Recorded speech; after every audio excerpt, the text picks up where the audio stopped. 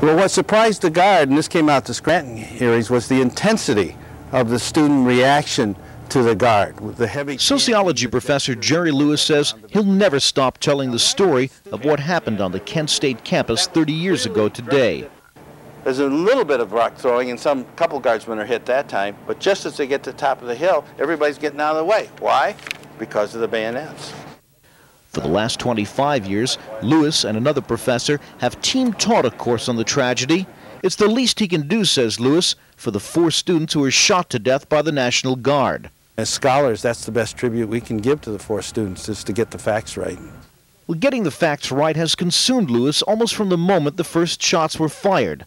Though the young activist assistant professor opposed the Vietnam War, he could not join in the demonstration because he served as a faculty marshal to keep the students calm.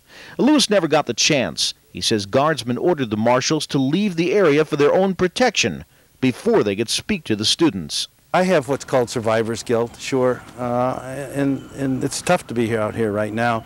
I wish we could have moved sooner to talk to the students, and it always bothers me. It is Lewis's personal connection with the shootings that attracts today's students to his course. Professor Lewis has been very emotionally dedicated to the course. He brings a completely new aspect to it, something that I've never had in another course before. Lewis admits his life and work is in danger of being defined by his obsession with retelling the story of the shootings. I've always worried that I'm Jerry Kent State Lewis, and I don't say that flippantly because I've published in several other areas.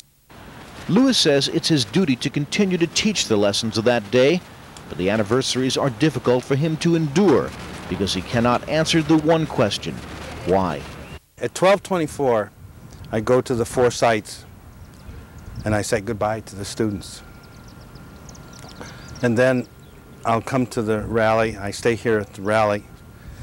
And when the rally's over, I go back to the site and just sit there, sometimes for an hour. And then I go home and hug my wife.